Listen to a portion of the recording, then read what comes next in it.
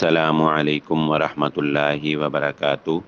قربانی کے گوشت کی 3 حصوں میں تقسیم کرنا ضروری نہیں ہے۔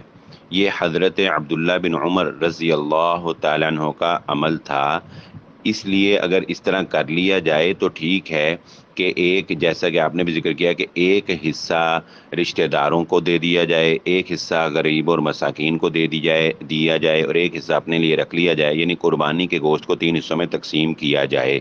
ہاں، اگر حالات اس کی اجازت دیتے ہوں تو ایسے بھی کیا جا سکتا ہے، لیکن شریعت نے قربانی کے گوشت کی اس تقسیم کو لازم قرار نہیں دیا، نہ ہی رسول اللہ صلی اللہ علیہ وآلہ وسلم سے ایسا کوئی عمل یا ایسی کوئی بات ثابت ہے۔ میں یہ سمجھتا ہوں کہ قربانی کے گوشت کی تقسیم جو ہے وہ انسان کو اپنے اور معاشرے کے حالات کو مد نظر رکھتے ہوئے کرنی چاہیے۔ اگر قربانی کرنے والا شخص ایسا مالدار ہے کہ جس کے گھر میں اکثر عام روٹین میں بھی گوشت پکتا ہے تو اسے چاہیے کہ وہ زیادہ سے زیادہ گوشت جو ہے وہ تقسیم کرے۔ تقسیم کرنے میں پھر اسے سب سے پہلے اپنے رشتہ داروں کا خیال کرنا چاہیے۔ اگر رشتہ دار زیادہ ہیں اور غریب ہیں، مستحق ہیں، تو سارا رشتہ داروں میں بھی تقسیم کر دے، کوئی حرج نہیں ہے۔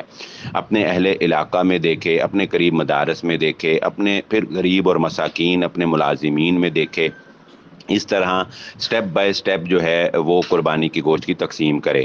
اگر کوئی گھر ایسا ہے کہ جو قربانی تو کر رہا ہے لیکن ان کے گھر میں گوشت جو ہے وہ عام نہیں پکتا، تو اگر وہ اپنے لیے زیادہ گوشت بھی رکھ لیتے ہیں تو اس میں کوئی ایسی حرج والی بات نہیں ہے۔